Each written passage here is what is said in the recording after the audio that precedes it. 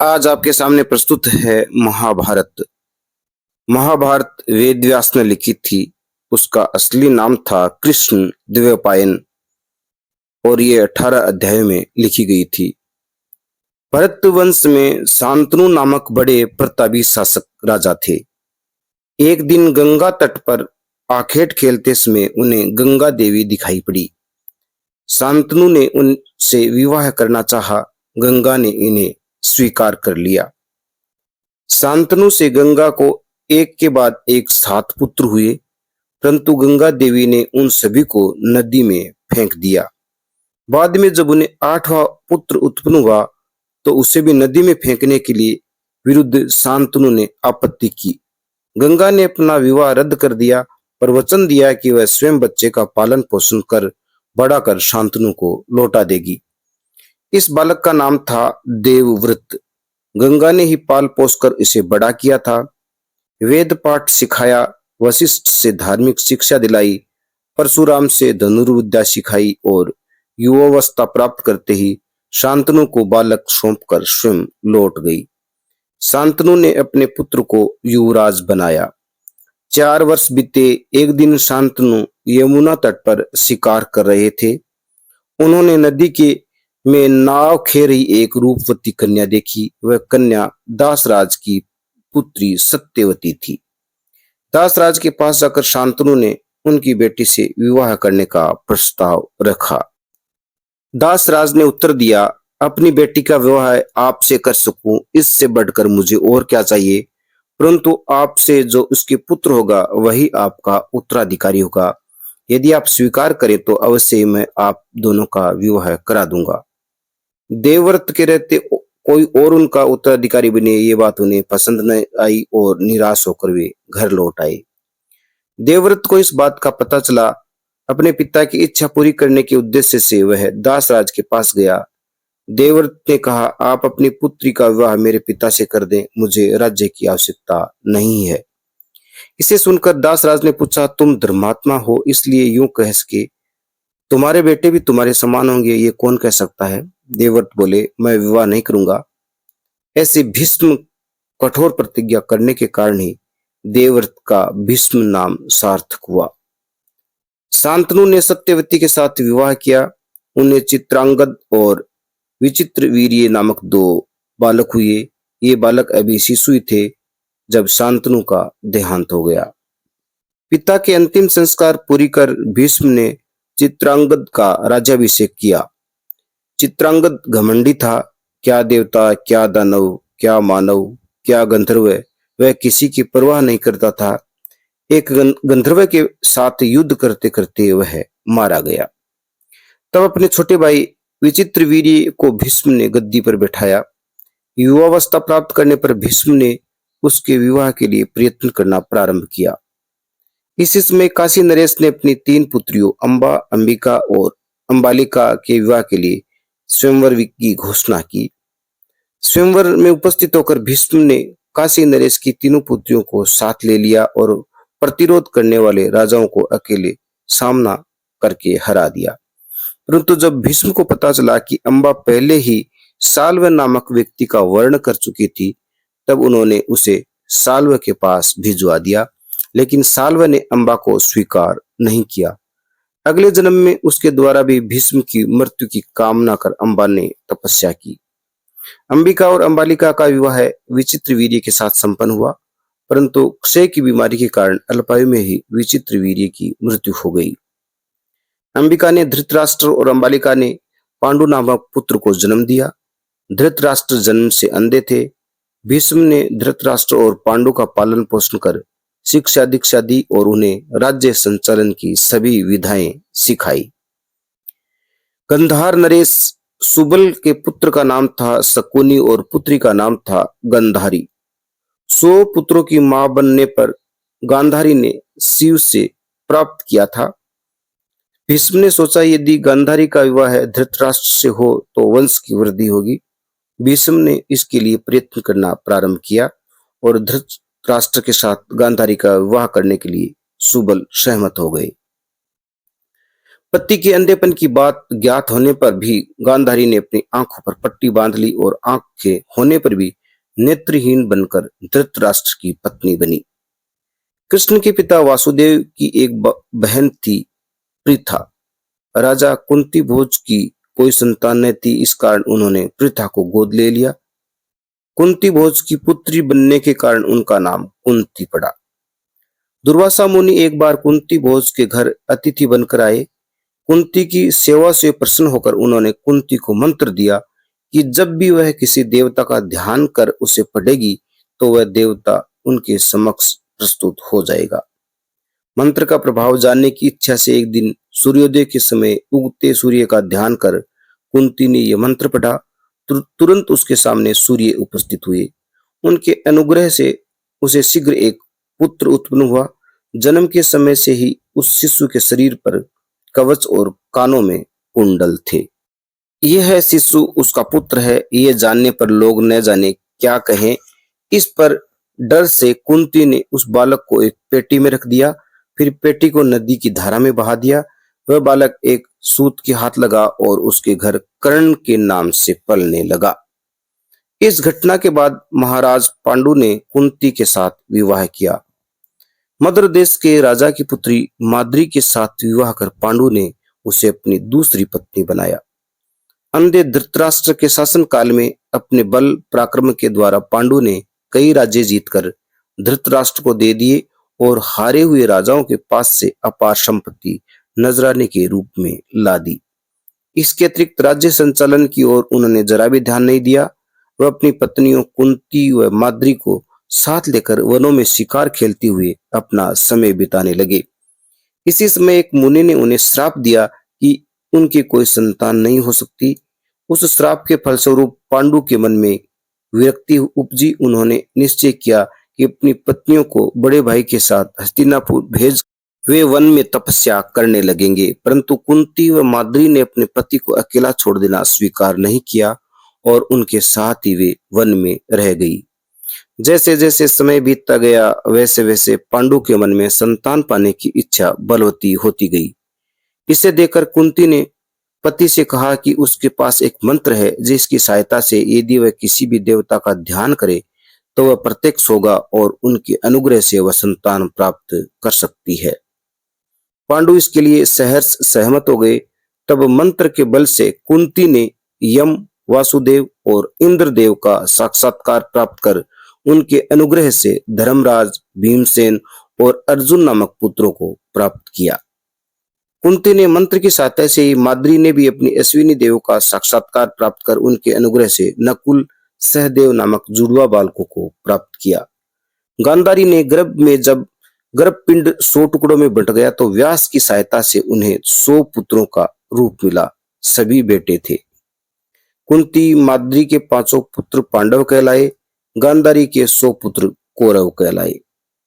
पांडवों के जन्म के कुछ समय पश्चात पांडु का देहांत हो गया। अपने बच्चों को कुंती के हवाले कर माद्री पति के साथ सती हो गई। वन में रह गए कुंती तथा पांडवों को वहां के मुनियों ने हस्तिनापुर पहुंचा दिया। प्रारंभ में पांडवों की देखरेख धृतराष्ट्र ने अपने पुत्रों के समान ही की, परंतु महाबलशाली भीम ने धृतराष्ट्र के पुत्रों को अनेक प्रकार से कष्ट देना प्रारंभ किया।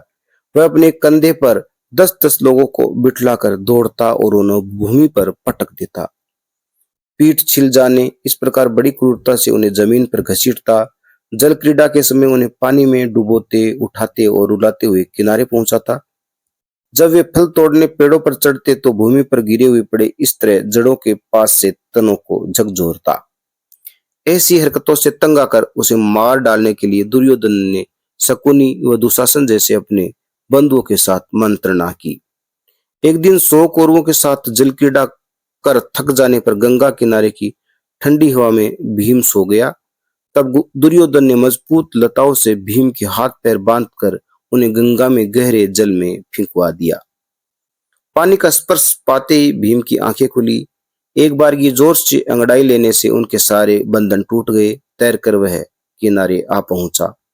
दूसरी बार जब भीम सो रहा था तो दुर्योधन ने विषैले सांपों से उन्हें डसवाया, परंतु भीम का शरीर वज्र की तरह कठोर होने के कारण सर्पों के दंश उनके शरीर में घुस न सके। जागने पर भीम ने उन सर्पों को कुचलकर मार डाला।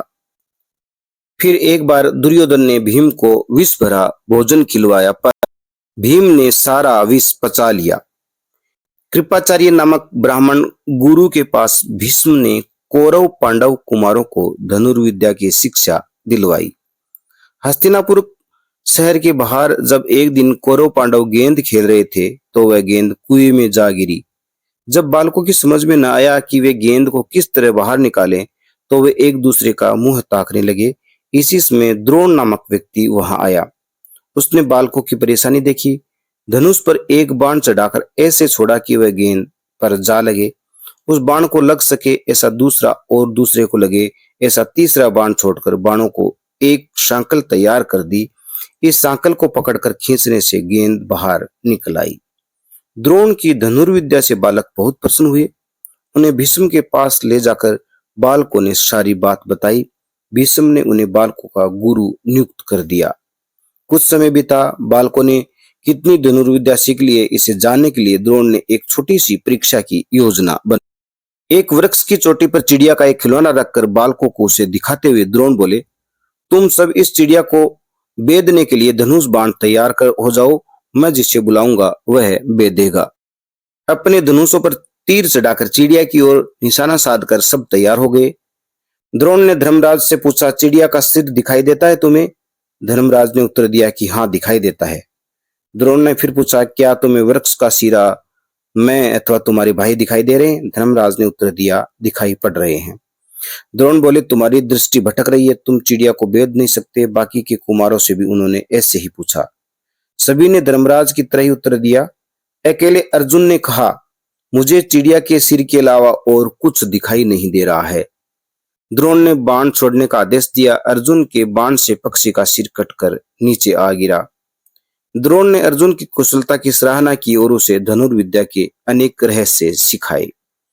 कौरव और पांडव कुमारों ने अस्त्र विद्या की पूरी शिक्षा प्राप्त कर ली। विशेष रूप से तैयार किए गए खेल के मैदान में गुरुजनों व अनेक दर्शकों के सामने कौरव पांडव कुमारों ने अपनी अपनी कुशलता का प्रदर्शन प्रारंभ किया। उन दर्शकों को भीम दुर्योधन का गदा युद्ध अद्भुत लगा। आग्नेयास्त्र, अनिलास्त्र जैसे बाणों का प्रयोग कर अर्जुन ने दर्शकों को आश्चर्यचकित कर दिया। इतने में मैदान के बीचों बीच आकर कृपाचार्य और द्रोणाचार्य को प्रणाम कर कर्ण ने अर्जुन को ललकारा, वह सारी विद्याएं अकेले तुम्हें आती हैं, ये न समझना, उन्हें मैं भी दिखा सकता हूँ। उलाना भरे स्वर में अर्जुन ने कहा, मान न मान, मैं तेरा मेहमान, अपना और दूसरा का ओहदा समझे बिना बातें बना रहे हो। कर्ण ने पासा फेंका, मुझसे बातें करनी है तो बाणों से करो। गुरुजनों का प्रोत्साहन पाकर अर्जुन कर्ण के साथ युद्ध करने के लिए राजी हो गया। कर्ण के उस पर पर्जयास्त्र छोड़ा ताकि मेघों के लिए कुछ दिखाई न पड़े और वह खो जाए। अनिलास्त्र छोड़कर अर्जुन ने मेघों को छिन्न भिन्न कर दिया। अपने पुत्रों कर्ण और अर्जुन को देखकर कुंती गदगद हो गई। इतने में कर्ण अर्जुन के बीच कृपाचार्य आ खड़े और बोले, अर्जुन राजवंशी है, तुम्हारे पिता है कौन ये बताओ। यदि तुम भी राजवंश के होंगे तो तुम दोनों को द्वंद्व युद्ध कर सकते हो। इस बात को सुन शर्मिंदा होकर कर्ण ने सिर झुका लिया। तब दुर्योधन ने कृपाचार्य से कहा, अर्जुन के पास युद्ध करने के लिए यदि वह योग्य नहीं है तो मैं इसी क्षण उसे अंग देश देकर राजा बना देता हूँ। उसी पल अंग देश के राजा ने के रूप में कर्ण का राज्याभिषेक कर दिया गया। तब कर्ण ने दुर्योधन से पूछा, तुम्हारे इस उपकार के बदले मुझे क्या करना होगा? दुर्योधन ने उत्तर दिया, मेरे लिए तुम्हारी मैत्री ही काफी है। कुमारों के अस्त्र विद्या प्रदर्शन के दूसरे दिन अपने सारे शिष्यों को पास बुलाकर द्रोण ने गुरु दक्षिणा मांगी। युवकों ने अति उत्साह से पूछा, गुरु दक्षिणा में आप क्या लेना चाहते हैं? द्रोण बोले, पंचाल देश के राजा द्रुपद को बांध कर तुम उसे मेरे पास ले आओ। तुम लोगों से मैं ये गुरु दक्षिणा चाहता हूँ। द्रुपद से प्रतिरोध की भावना द्रोण के मन में पहले से ही थी। द्रोण की इच्छा जानते ही कौरव कुमारों ने द्रुपद पर धावा बोल दिया, परंतु द्रुपद की सेनाओं का सामना न कर पाने के कारण भाग गए। तब भीम नकुल सहदेव की सहायता से अकेले अर्जुन ने युद्ध में द्रुपद को हराकर बंदी बनाया और द्रोण के सम्मुख प्रस्तुत कर गुरु दक्षिणा अर्पित की। द्रुपद की शर्मिंदगी दाग करके द्रोण ने उसे छोड़ दिया। भीष्म और विदुर से विचार विमर्श करके धृतराष्ट्र ने धर्मराज को युवराज घोषित किया। भीम, अर्जुन, नकुल, सहदेव ने चारों दिशाओं में जाकर अनेक राजाओं पर विजय प्राप्त की तथा उनसे अपार धनराशि प्राप्त की। धर्मराज का युवराज बनाया जाना दुर्योधन को जरा भी अच्छा नहीं लगा। अपने पिता से उसने कहा, पांडवों के शौर्य व पराक्रम से मैं तो वैसे ही डरा जा रहा हूं, परंतु आपने तो सारा का सारा राज्य पांडु की संतति के हवाले कर दिया। अब हमें और हमारे बच्चों को राज्य पालन कर भाग्य ही न रहेगा।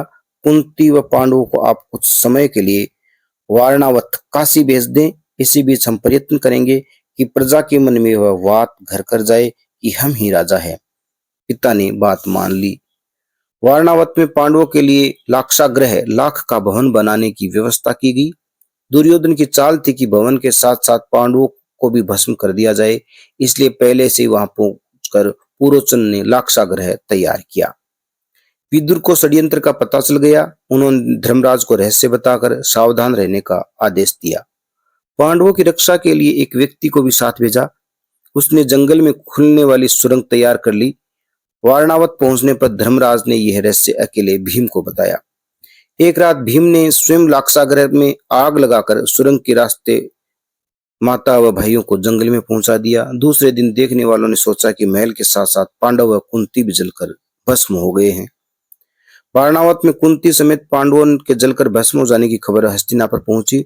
धृतराष्ट्र बहुत दुखी हुए। दुर्योधन प्रसन्न हुआ। पांडवों से सहकुश रहने की बात अकेले विदुर को ही पता थी। वारणावत से निकलकर पांडवों ने जंगल की यात्रा में बहुत कष्ट उठाए।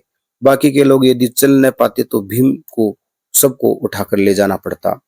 एक बार जब वे एक पेड़ के नीचे सो रहे थे तो हिडिंब नामक राक्षस ने उन्हें देख लिया। अपने भोजन के लिए उन मनुष्यों को उठा लाने के लिए उसने अपनी बहन हिडिंबा को भेजा।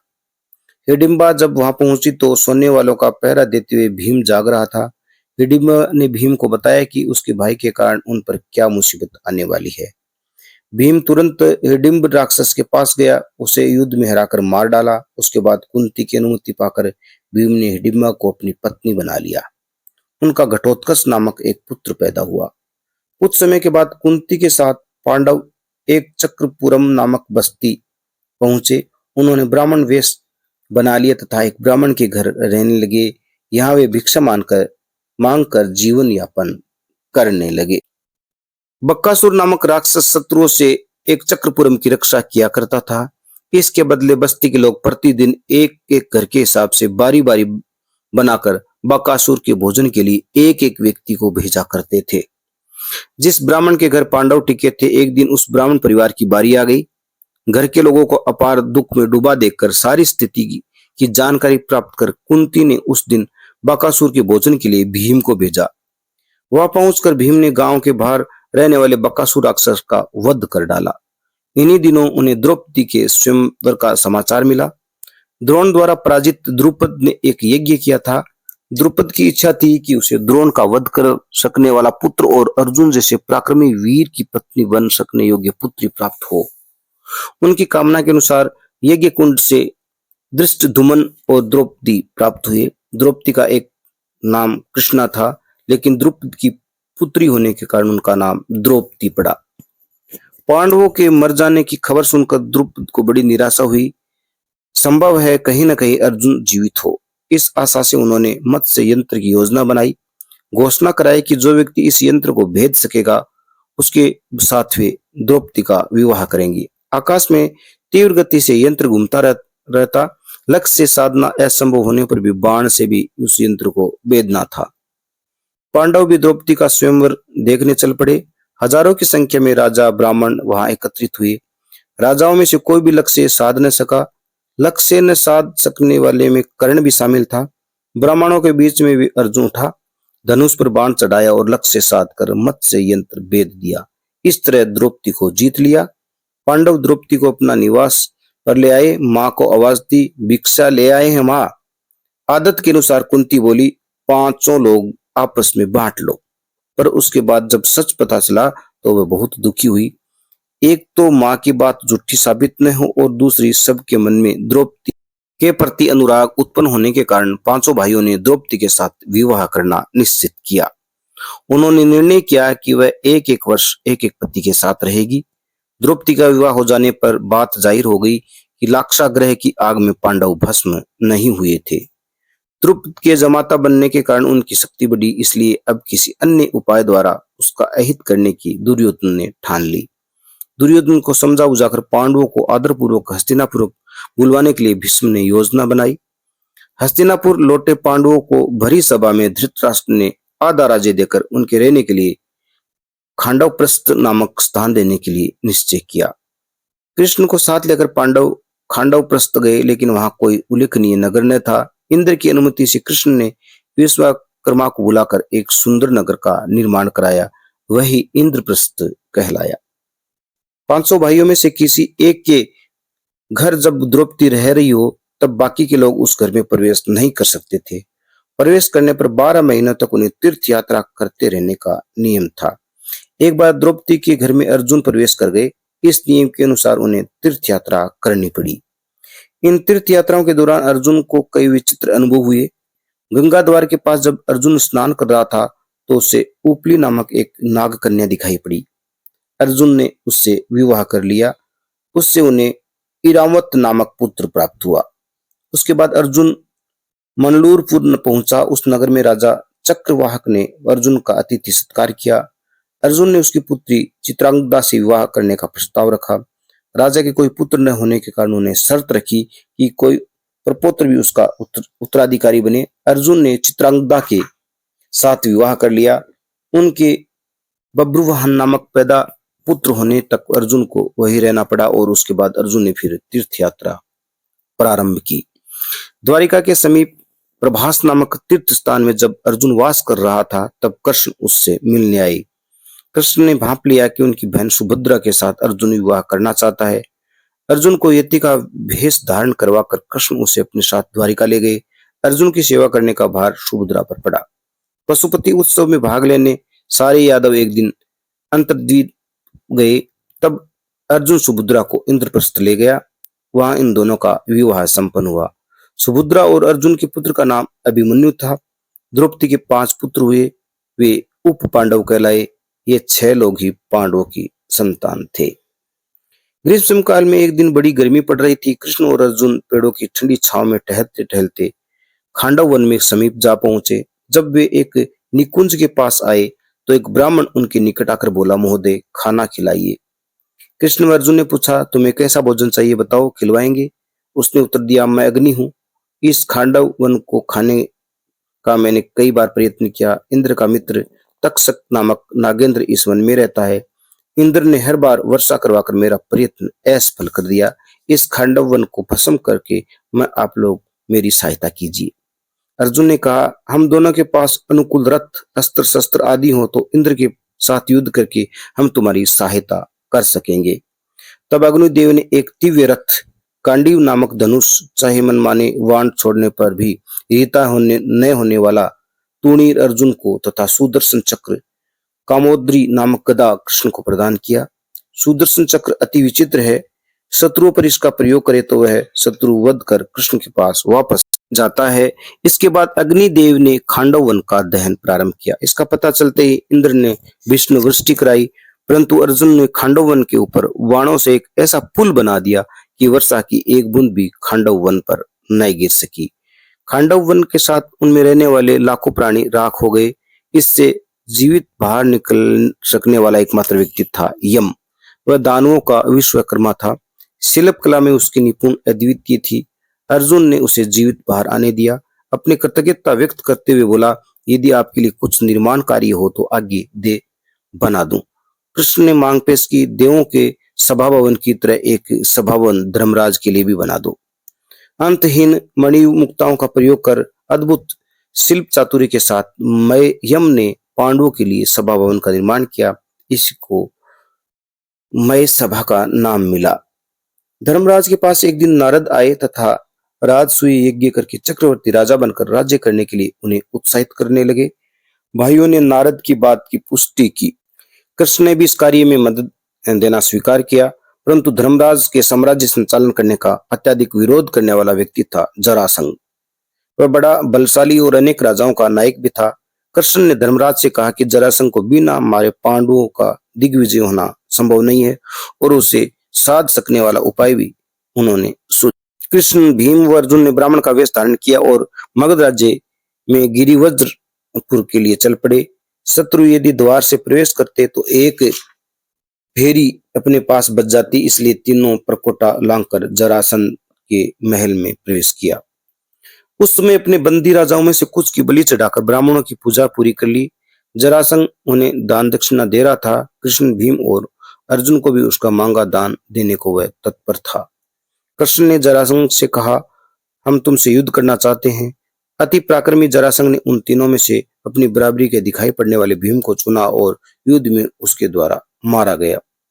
जरासंध रूपी रोड़ा दूर हो जाने पर भीम, अर्जुन, नकुल, सहदेव दिग्विजय प्राप्त करके चारों दिशाओं की ओर चल पड़े। कई राजा युद्ध में इनसे हार गए और उनसे नजराना दिया। कुछ शासकों ने धर्मराज की अधीनता स्वीकार कर राजसूय यज्ञ के लिए सामग्री भेंट की। अपने भाइयों द्वारा लाई अपार संपत्ति से धर्मराज ने राजसूय यज्ञ आरंभ किया। इस अवसर पर अनेक देशों के राजा महाराजा, हस्तिनापुर की कौरव, द्वारिका से कृष्ण आदि लोग पधारे। राजसूय यज्ञ निर्विघ्न संपन्न हुआ। सारे अतिथि अपने अपने स्थान को लौट गए, लेकिन पूरी राज्यसभा ठीक से देखने के लिए शकुनी के साथ दुर्योधन कुछ दिनों के लिए इंद्रप्रस्थ में रुक गया। मैं सभा की अद्भुत चीजों को देख देख कर जब एक दिन दुर्योधन का आश्चर्यचकित घूम रहा था तो उसे पूरी तरह अपमान सहना पड़ा। खुला द्वार न पहचान कर जहां द्वार न था उसे धोखे से द्वार समझकर बाहर निकलने लगा तो माथे पर चोट लगी। जहां पानी न था उसे पानी समझा और जहां पानी था उसे फर्श समझकर पानी के चप्पे से जब गुजरने लगा तो उसके कपड़े भीग गए। यह देखकर धर्मराज को छोड़ द्रौपदी और सारे पांडव हंस पड़े। पांडवों का वैभव देखकर वैसे ही दुर्योधन ईर्ष्या से जल रहा था, पर अब उसके मन में पांडवों के विरुद्ध भारी द्वेष फूट पड़ा। हस्तिनापुर पहुंचकर शकुनी के साथ उसने मंत्रणा की कि किस प्रकार पांडवों का सर्वनाश किया जाए। शकुनी ने वादा किया कि कपटपूर्ण जुआ खेलकर वह धर्मराज को परास्त कर देगा। किसी तरह पिता को मनवाकर दुर्योधन ने अनुमति पा ली कि जुआ खेलने के लिए धर्मराज को बुलवाया जाए। 1000 शिल्पियों को लगाकर एक सभा भवन बनाकर उसने पांडवों के पास बुलावा भेजा। जुआ खेलना धर्मराज को बहुत प्रिय था। इसके अतिरिक्त यदि कोई जुआ खेलने वाले बुलाए तो उसे अस्वीकार करना राजधर्म नहीं, इसलिए उन्होंने आमंत्रण स्वीकार कर लिया। एक एक करके बाजी हारते हुए धर्मराज अपनी सारी संपत्ति, सारा वैभव, राज्य, अपने भाई, स्वयं अपने आप को तथा अपनी पत्नी द्रौपदी को भी दुर्योधन के हाथों हार गए। द्रौपदी समेत सारे पांडव अब कौरवों के दास हो गए। तब दुर्योधन ने अंतःपुर से द्रौपदी को भरी सभा में बुलवाया और उससे अपनी जंगा दिखाई। अपने भाई दुशासन द्वारा अपनी साड़ी उतरवाकर अपमानित करने का प्रयत्न किया। इसे न सह पाकर पूंछ कुचले नाग सा ऐंठते हुए भीम ने घोर प्रतिज्ञा की कि युद्ध में वह दुर्योधन की जंगाएं तोड़ डालेगा और दुशासन का हृदय चीरकर उसका रक्त पिएगा। परिस्थिति जब ऐसी दयनीय अवस्था में बदली तो धृतराष्ट्र ने सारी घटनाओं के लिए पश्चाताप किया। हारी हुई हर वस्तु पांडवों को लौटाकर इसे इंद्रप्रस्थ भिजवा दिया। दुर्योधन के सारे किए कराए पर पानी फिर गया। धृतराष्ट्र के कानों में जब बार बार दोहरा कर दुर्योधन के पिता को राजी कर लिया कि धर्मराज को फिर एक बार जुआ खेलने के लिए बुलाया जाए। शकुनी धोखेबाज है, इसे जानने के लिए भी धर्मराज दूसरी बार जुआ खेलने पधारे। इस बार जुए में एक ही पारी थी। बाजी हारने वाले को 12 वर्ष वनवास करना होगा और उसके बाद 1 वर्ष का अज्ञातवास करना होगा। यदि अज्ञातवास की अवधि में उसका पता चल गया तो फिर से 12 वर्ष का वनवास और 1 वर्ष का अज्ञातवास करना होगा। दोनों पक्ष बलों के लिए यह शर्त थी, लेकिन इस बार भी धर्मराज बाजी हार गए। वन में निवास करके पांडव निकलने पड़े। मात्र कुंती देवी धृतराष्ट्र के पास रह गई। वन में जाने पर भी पांडवों के पास कई परिवार और ब्राह्मण थे। इनका पालन कैसे हो, जब धर्मराज की समझ में न आया तो उन्होंने सूर्य की आराधना की। सूर्य ने प्रकट होकर धर्मराज को तांबे का बर्तन दिया और कहा कि यदि द्रौपदी इसमें खाना पकाए तो अक्षय रूप से सारा दिन सड्रस भोजन मिलता रहेगा। कुछ समय बाद पांडवों ने काम्यक वन में अपना डेरा जमाया। द्वारिका से कृष्ण और पांचाल से द्रौपदी के रिश्तेदार वहां से मिलने आए। कृष्ण से अपने पति प्रति हुई अपमान की बात बताकर द्रौपदी खूब रोई।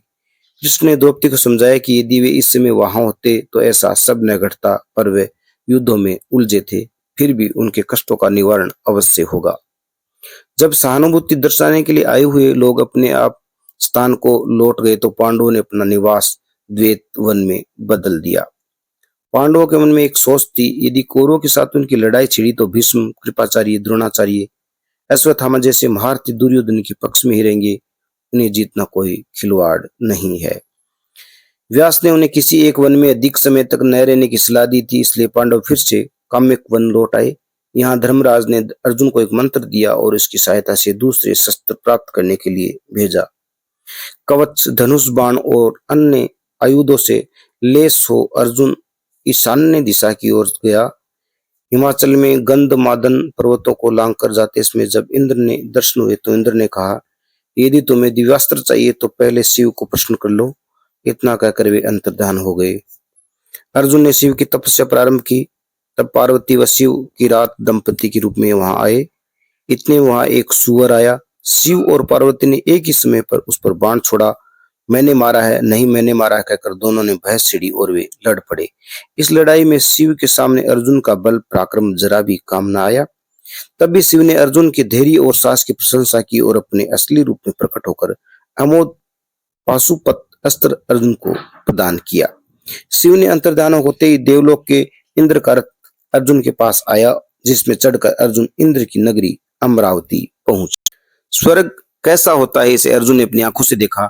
इंद्र के साथ साथ अर्जुन ने भी इसके सिंहासन पर बैठा। अर्जुन के स्वागतकर्ता अप्सराओं ने नृत्यांगन किया। नारद जैसे देवलोक के गायनों ने गाया। 5 वर्ष तक स्वर्ग में रहकर अर्जुन ने वहां के स्वर्गिक सुख का आनंद प्राप्त किया। इंद्र के रत्ने में वह वापस लौटा। अर्जुन के वापस आते समय बाकी के पांडव गंधमादन पर्वत पर रह रहे थे। अब तक वनवास की आधी अवधि पूरी हो चुकी थी। अगले 4 वर्ष पांडव गंधमादन पर्वत के आसपास ही निवास करते रहे, फिर काम्यक वन लौट पड़े। वनवास की अवधि जब थोड़ी ही रह गई तो सत्य आभा को साथ लेकर कृष्ण फिर उनसे मिलने आए। धर्मराज को ढांढस बांधते हुए कृष्ण बोले, तुम्हारे कष्टों का समय पूरा होने वाला है। शत्रुओं पर विजय प्राप्त कर अपने भाइयों के साथ राज्य संचालन करते हुए तुम सुख से रहोगे। पांडवों ने अपना निवास अब द्वैत वन में बदल दिया। इसी बीच दुर्योधन के मन में एक दुर्विचार उपजा। वन में पांडवों की दीन स्थिति देखकर आनंदित होने के लिए उनके सामने एक वैभव का प्रदर्शन कर उसे ठेस पहुंचाने का उसने निश्चय कर लिया। कर्ण और शकुनी ने इस योजना के लिए एक राह सुझाई। इस योजना के अनुसार दुर्योधन ने पिता से कहा, सुना है द्वैतवन की हमारी गायों के झुंड को हिंसक क्रूर पशुओं के कारण बड़ा कष्ट हो रहा है। हम जाकर उन हिंसक क्रूर पशुओं का शिकार कर गायों के झुंड की रक्षा करेंगे। अपने भाइयों कर्ण, शकुनी, अनेकानेक स्त्रियों और भारी सेना के साथ दुर्योधन द्वैतवन पहुंचा। द्वैतवन के बीच में एक सरोवर था। उसके दूसरी ओर पांडवों का आश्रम था। सरोवर की इस ओर दुर्योधन ने अपने खेमे गाड़ने चाहे, लेकिन वह सरोवर इंद्र का था, इसलिए गंधर्वों की सेना के साथ दुर्योधन की सेना का युद्ध हुआ। चित्रसेन नामक गंधर्व ने दुर्योधन को और उसके साथ की स्त्रियों को ले जाना चाहा। दुर्योधन के सेवक धर्मराज के पास आए और दुर्योधन की दुर्दशा कहानी बतलाकर रोने चिगड़ाने लगे। चित्रसेन व अर्जुन पुराने मित्र थे। चित्रसेन ने कहा, ये दुराचारी तुम लोगों को नीचा दिखाने के लिए निकल पड़ा है। ये खबर पाते इंद्र ने मुझे यहाँ भेजा। मैं इसे इंद्र के पास ले जाऊंगा, तुम आड़े ना आओ। तब अर्जुन बोला, कितनी ही दुराचारी हो पर है हमारा चचेरा भाई। तुम यदि इसे छोड़ दोगे तो धर्मराज प्रसन्न होंगे। धर्मराज की इच्छा के अनुसार चित्रसेन ने दुर्योधन को छोड़ दिया। इस अपमान को सहन के बदले दुर्योधन ने मर जाना बेहतर समझा, परंतु कर्ण, शकुनी व दुशासन ने उसे समझाकर उसकी योजना को रद्द किया और उसे साथ लेकर हस्तिनापुर लौट आए। इसके बाद पांडव फिर काम्यक वन को लौट आए। एक दिन वहां शिकार खेलते जाते इसमें उन्हें द्रौपदी व धौम्य को तृणबिंदु नामक मुनि के आश्रम में छोड़ दिया। उसी समय दुर्योधन का बहनोई सिंधव जयद्रथ वहां से गुजर रहा था। अकेली द्रौपदी को देखकर उस पर मोहित हो जबरदस्ती उसे रथ में बिठाकर वह जाने लगा। धौम्य कुछ दूरी पर ही था। द्रौपदी ने जोरों से उसे आवाज दी। चीखते चिल्लाते हुए धौम्य रथ से पीछे दौड़ पड़े। पांडव उसी समय शिकार कर लौट रहे थे। सूचना पाते रथ में सवार हो सिंधव का पीछा करने लगे और आक्रमण कर उसे बंदी बना लिया। पांडवों का 12 वर्ष का वनवास पूरा हो गया। उन्हें 1 वर्ष का अज्ञातवास इस प्रकार बिताना था कि किसी को उनका अता पता न चल सके। उन्होंने तय किया कि मत्स्य देश के राजा विराट के पास वे अज्ञात रूप में रहेंगे। धर्मराज ने सन्यासी का वेश धरकर कंकु नामक रखकर विराट को धर्म ग्रंथों की कथाएं सुनाने का निश्चय किया। भीम ने कहा कि वलल नाम से वह विराट के घर रसोई का काम करेगा। अर्जुन ने कहा वृन्नला नामक से वह अंतपुर की स्त्रियों को संगीत और नृत्य की शिक्षा देगा। नकुल ने दामग्रंथी नाम से विराट के घोड़ों को देखभाल करने तथा सहदेव ने तंत्री नामक से विराट की गायों को चराने का काम चुना। द्रौपदी ने मालिनी नाम से सिरंद्री का रूप धारण कर विराट की पत्नी की परिचारिका के रूप में काम करना तय किया। इस तरह का निर्णय कर द्रौपदी व पांडव विराट की नगरी के लिए चल पड़े, परंतु अज्ञातवास पूरा होने तक उन्हें अपने आयुधों को किसी तरह छिपा कर रखना था। विराट की नगरी के बाहर शमशान के पास रहने वाले वन में उन्हें एक बहुत बड़ा समी वृक्ष दिखाई पड़ा। अपने सारे आयुधों को बांधकर अर्जुन ने पेड़ के ऊपरी भाग में छिपा दिया। इसके बाद विराट देश के राजा के पास अपने अपने निर्धारित काम पर वे लग गए। किचक नाम के विराट के साले ने द्रौपदी का अपमान किया और वह भीम के हाथों भयंकर मौत का शिकार हुआ। पांडवों का अज्ञातवास प्रारंभ होने पर उनका पता लगाने के लिए दुर्योधन ने अपने अनेक अनुचरों को विभिन्न देशों में भेजा, परंतु कोई लाभ न हुआ। इन्हीं दिनों हस्तिनापुर में खबर पहुंच गई किच्चक और 105 उपकिंचकों को किसी ने रहस्यपूर्ण ढंग से हत्या कर दी है। किच्चक को मार सकने वाला व्यक्ति 3 ही है। इन तीनों में बलराम और शल्य विराट नगर की छाया में कहीं नहीं है, इसलिए तीसरे व्यक्ति भीम ने ही किच्चक की हत्या की होगी। दुर्योधन ने अनुमान लगाया कि इस हिसाब से पांडव लोग विराट नगर में रह रहे होंगे, पर उन्हें प्रकाश में कैसे लाया जाए। राजा विराट दुर्योधन के शत्रुओं में से एक था।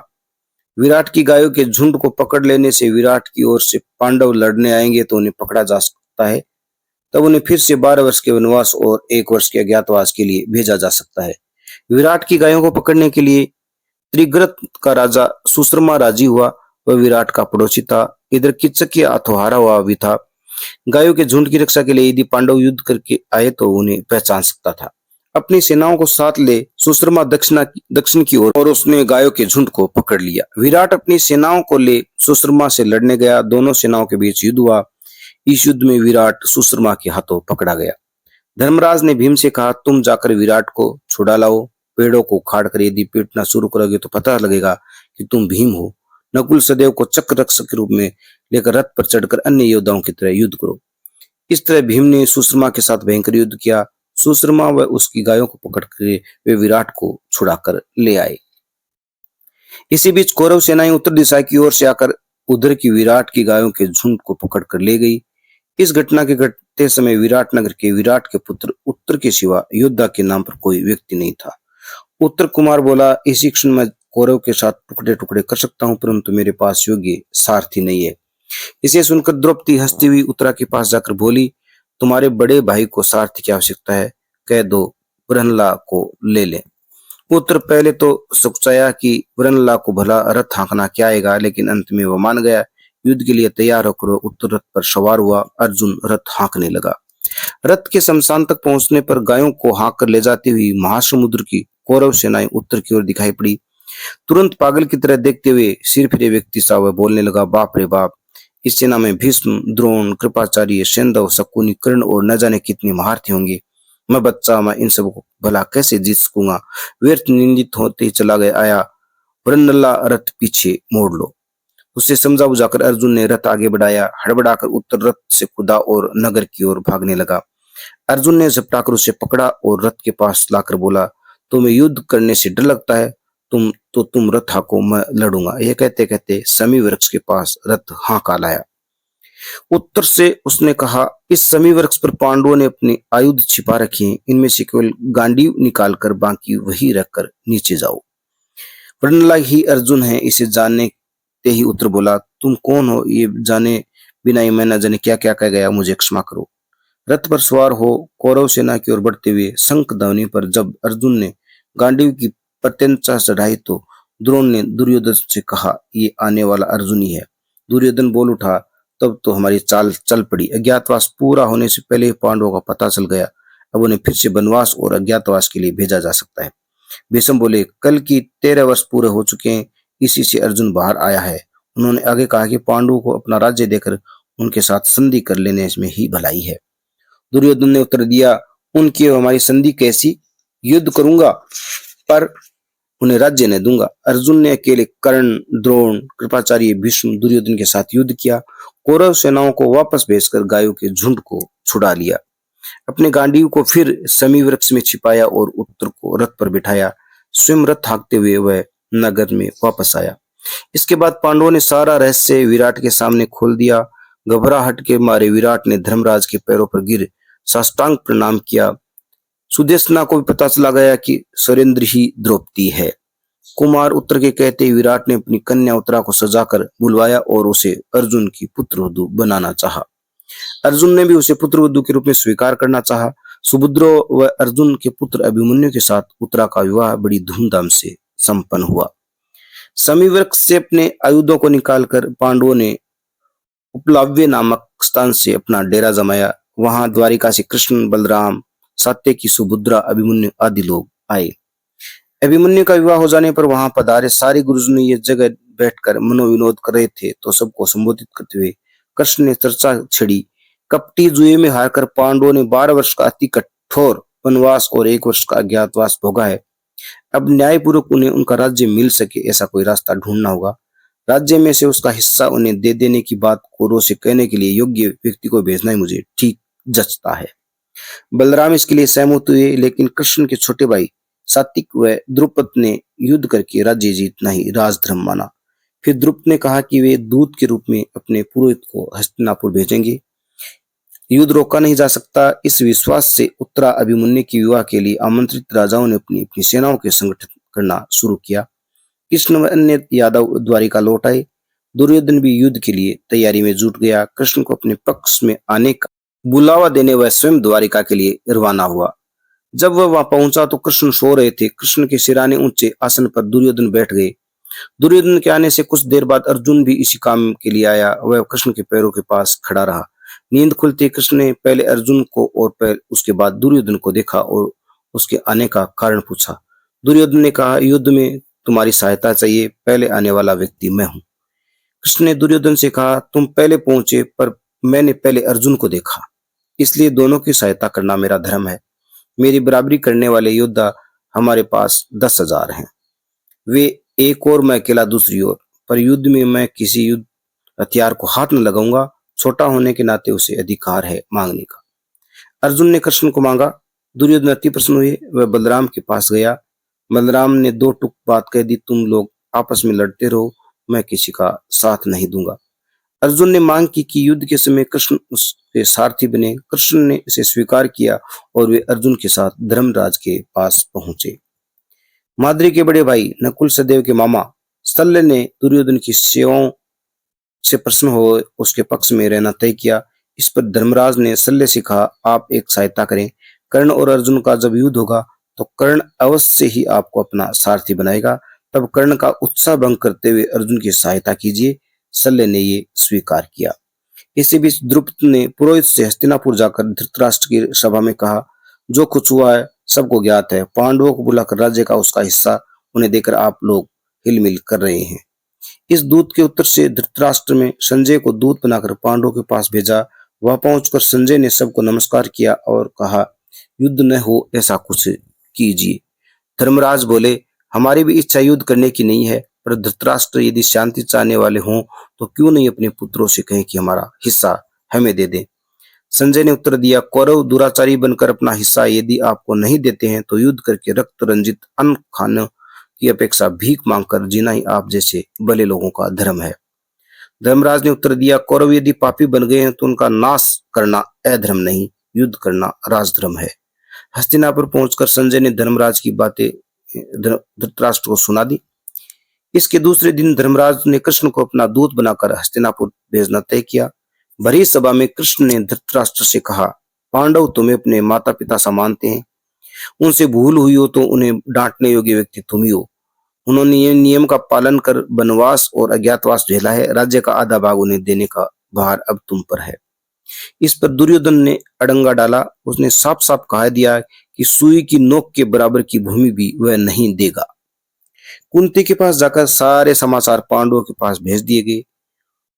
उपलव्य पहुंचकर कृष्ण ने पांडवों से कहा कि युद्ध टाला नहीं जा सकता। दोनों पक्षों की सेनाएं तैयार हुई।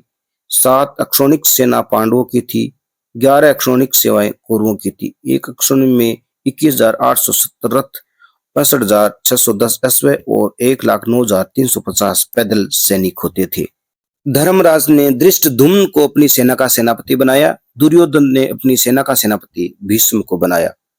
कर्ण ने पहले ही शपथ ली थी कि भीष्म जब युद्ध के मैदान में उतरेंगे तो वह युद्ध नहीं करेगा, इसलिए केवल कर्ण युद्ध के लिए तैयार नहीं हुआ। पांडवों कौरवों का युद्ध होना निश्चय होते ही बलराम तीर्थ यात्रा लिए चल पड़े। दोनों सेनाएं कुरुक्षेत्र पहुंची। वहां 18 दिनों तक युद्ध चलता रहा। पहले दिन युद्ध आरंभ होने से पूर्व दोनों सेनाएं एक दूसरे के आमने सामने खड़ी रही। अपने आमने सामने खड़े बंधु बांधवों गुरुजनों को देखकर अर्जुन के मन में क्षोभ हुआ, इन सबको कैसे मारा जाए। सारथी के रूप में कृष्ण ने अर्जुन को ढांढस बंधाया कि युद्ध करना क्षत्रिय का धर्म है, जन्म मरण एक भ्रम है, आत्मा का नाश नहीं होता। अपने आयुधों को एक ओर रखकर रथ से उतरकर धर्मराज कौरव सेना की ओर पैदल चले। भीष्म, द्रोण, कृपाचार्य से युद्ध करने की अनुमति मांगी। इसके बाद शत्रु सेना को संबोधित करते हुए धर्मराज बोले, तुमसे यदि कोई हमारी ओर आना चाहे तो आ सकता है। जब तक युद्ध होता रहा तब तक धृष्टद्युम्न भी पांडव सेना का सेनापति था, परंतु कौरव सेना के सेनापति बदलते रहे। 10 दिनों तक आश्चर्यजनक ढंग से युद्ध कर 10वें दिन भीष्म गिर पड़े। 9 दिनों तक जिस भीषणता से भीष्म ने युद्ध किया उसे देखकर लगा कि इन्हें कोई जीत नहीं सकता, इसलिए 10वें दिन अर्जुन ने शिखंडी को सामने रखकर उसकी ओट में रहकर भीष्म के साथ युद्ध किया। शिखंडी भी द्रुपद का ही बेटा था। स्त्री रूप में पैदा होकर वह पुरुष रूप में बदल गया था। भीष्म ने व्रत लिया था कि ऐसे शिखंडी व्यक्ति के साथ वे युद्ध न करेंगे, इसलिए शिखंडी की ओट से तीव्र बाण चलाकर अर्जुन भीष्म को मार सका। भीष्म अपने रथ से नीचे लुढ़क पड़े और उनका शरीर भूमि को छू न सका। उनके शरीर पर चुभे बाणों ने सैया का काम किया, इसे ही सरसैया कहा जाता है। भीष्म के गिर जाने के बाद 5 दिनों तक द्रोण ने सेना का नेतृत्व किया। द्रोण के सेनापति बनते ही कर्ण मैदान में उतर पड़ा। द्रोण भी भीष्म की तरह अद्वितीय योद्धा थे। इस पर उन्होंने दुर्योधन को वचन दिया कि वे धर्मराज को पकड़ लेंगे, परंतु उनके प्रयत्नों को विफल करते हुए अर्जुन ने भीषण युद्ध किया। इसे देखकर द्रोण ने एक योजना बनाई। संसप्तक नामक लोगों ने अर्जुन को युद्ध के लिए ललकारा और युद्ध भूमि से दूर ले गए। उस दिन द्रोण ने कौरव सेना को चक्रव्यूह के रूप में गठित किया। चक्रव्यूह का भेदना अर्जुन के सिवा अन्य किसी पांडव को ज्ञात न था। ऐसी परिस्थिति में अभिमन्यु ने कहा कि वह चक्रव्यूह भेदेगा। अभिमन्यु को चक्रव्यूह में प्रवेश करना तो आता था, पर बाहर निकलना मालूम नहीं था। धर्मराज ने अभिमन्यु से कहा, तुम चक्रव्यूह में प्रवेश करो, हम तुम्हारे पीछे साथ देने के लिए होंगे। चक्रव्यूह में प्रवेश करने पर अकेले पड़ जाने पर भी अभिमन्यु ने बड़े असाधारण ढंग से युद्ध किया। अंत में कई लोगों ने मिलकर उसे घेर कर मार डाला। इससे पांडवों को हुई वेदना का कोई छोर न था। अभिमन्यु को शत्रुओं के बीच अकेला कर देने वाले जयद्रथ को अगले दिन सूर्यास्त से पहले मार डालने की अर्जुन ने प्रतिज्ञा की। अगले दिन कौरव सेना ने जयद्रथ को पीछे रखा, लेकिन कौरव सेना के बीच छिपे रहने पर भी अर्जुन ने सूर्यास्त से पहले जयद्रथ का सिर बाणों से भेद डाला। जैसे जैसे एक दिन बीतता गया वैसे वैसे द्रोण की वीरता पांडवों के पक्ष के लिए भीषणतर रूप धारण करने लगी। कृष्ण ने कहा, धर्मयुद्ध कर द्रोण को जीतना असंभव है।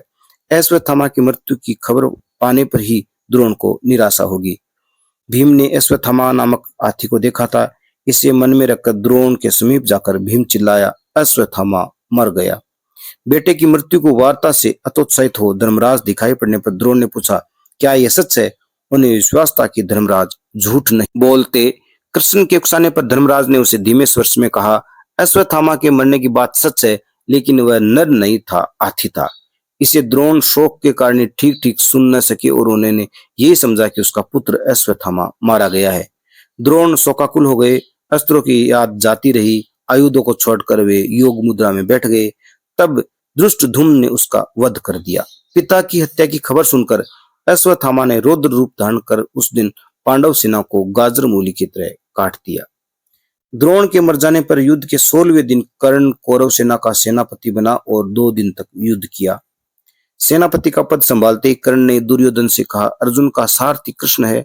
कृष्ण के समान रथ हाँकने सकने वाला व्यक्ति हमने केवल शल्य ही है।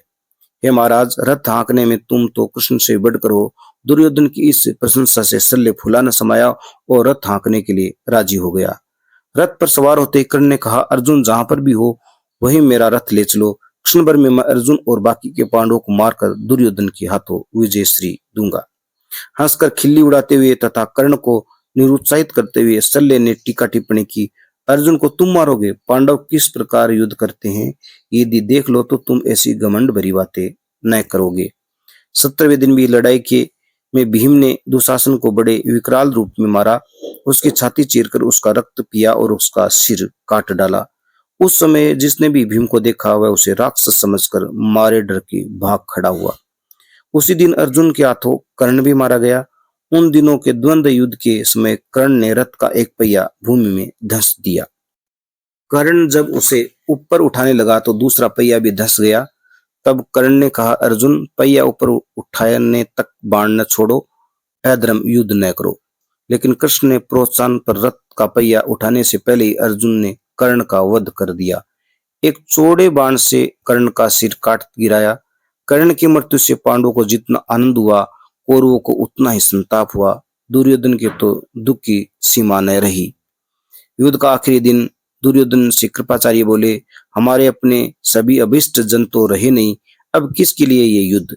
कम से कम अब तो पांडवों से संधि कर लो। भीम अर्जुन का सामना कर सकने वाले अब हमसे कोई नहीं रहा। लेकिन उसने इन बातों पर जरा भी ध्यान नहीं दिया। जीवन के प्रति उसकी आशा जाती रही। अंतिम दिन धर्मराज ने सल्ले का वध किया। बच्ची खुची कौरव सेना का अर्जुन ने आखेट कर डाला। धृष्टद्युम्न के साथ युद्ध में हारकर दुर्योधन रणभूमि से भाग गया। कृपाचार्य अश्वत्थामा कृपवर्मा को पता न चला कि उसका क्या हुआ। सहदेव के साथ हुई लड़ाई में शकुनी मारा गया। दुर्योधन ने समझ लिया कि अब युद्ध समाप्त हो गया। पांडवों के पक्ष में 500 पांडव, धृष्टद्युम्न, सात्विक, शिखंडी, उप पांडव, युत्सुकु बाकी थे। उनकी सेना में 2000 रथ, 700 हाथी, 5000 अश्व और 10,000 पैदल सिपाही बाकी थे। दुर्योधन के पक्ष में दुर्योधन, अश्वत्थामा, कृपाचार्य, कृपवर्मा बाकी थे। सेना में कुछ शेष न था। अपनी गदा हाथ में लेकर दुर्योधन पूर्व दिशा की ओर बढ़ा और एक बड़े जलाशय के पास पहुंचा। वह जलाशय की तलहटी में जा छिपा। दुर्योधन को ढूंढते ढूंढते अश्वत्थामा, कृपाचार्य व कृपवर्मा अंत में उस जलाशय के पास आए। कुछ खटिकों ने भीम को सूचना दी कि अमुक जलाशय में दुर्योधन छिपा हुआ है। दुर्योधन का पता लगाकर पांडव, द्रौपदी के बड़े भाई उप पांडव दल बल के साथ जलाशय की ओर चल पड़े। दूर से उन्हें आता देखकर कृपाचार्य, कृतवर्मा व अश्वत्थामा जलाशय के पास से भाग गए। धर्मराज दुर्योधन से बोले, प्राणों के भय से इस प्रकार जल में छिपकर बैठना पौरुष नहीं है। हमसे युद्ध करो, हमें मारे बिना कैसे राज करोगे? दुर्योधन ने उत्तर दिया, मुझे राज्य नहीं चाहिए, सब मर चुके, ऐसे राज्य को तुम ही पालो। धर्मराज ने उत्तर दिया, दान में दे दो तो भी मैं राज्य न लूंगा।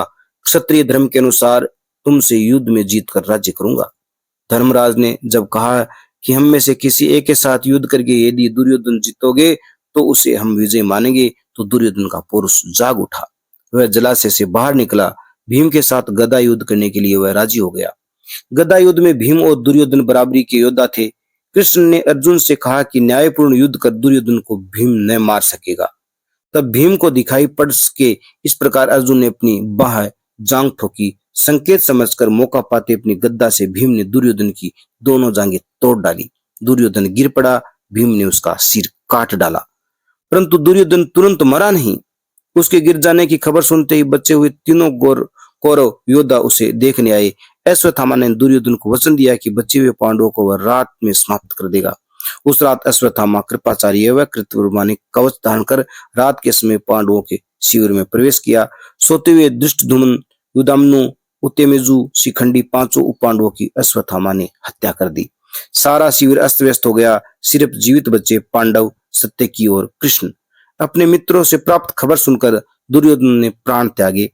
रात में शिविर में हुई हत्याओं के बारे में पांडवों को अगली सुबह पता चला। अश्वत्थामा को मारने के लिए रथ पर सवार ही भीम अकेला चल पड़ा। अश्वत्थामा मिला। उसके सिर में से एक मणि निकालकर भीम ने उसे छोड़ दिया। मणि के निकलते ही उसकी सारी शक्ति जाती रही। युद्ध समाप्त हुआ। पांडवों की जीत हुई। कौरव हार गए। इस युद्ध में दोनों पक्ष वालों को अपार दुख हुआ। द्रौपदी के 5 पुत्र और भाई रण में खेत रहे। उत्तरा ने अपने पति अभिमन्यु को खो दिया। इस युद्ध में गांधारी धृतराष्ट्र के पुत्र मारे गए और वे पंखहीन वृक्ष पक्षियों की तरह बच रहे। विदुर, व्यास, कृष्ण ने धृतराष्ट्र को सांत्वना दी। गांधारी और धृतराष्ट्र जब युद्ध की भूमि में मारे गए शवों को ढूंढ रहे थे तो धर्मराज अपने लोगों के साथ वहां पहुंचे। धृतराष्ट्र को नमस्कार किया और बीती हुई बातों के लिए खेद प्रकट किया। धृतराष्ट्र ने धर्मराज को गले लगाया और भीम को भी गले लगाया। जब धृतराष्ट्र के सामने जाने लगा तो कृष्ण ने उसे पीछे खींचा और एक लोह प्रतिमा सामने रखवा दी। क्रोध द्वेष में जब धृतराष्ट्र ने प्रतिमा का आलिंगन किया तो वह प्रतिमा टूट टूट कर चूर हो गई। ऐसी विकट थी धृतराष्ट्र की शारीरिक शक्ति। सारा युद्ध समाप्त होने पर धर्मराज को पता चला कि कर्ण उनका बड़ा भाई था। धर्मराज ने अपने अनुचरों व परिवार वालों के साथ हस्तिनापुर में प्रवेश किया। प्रजा ने उसका भव्य स्वागत किया। राज्याभिषेक संपन्न हुआ।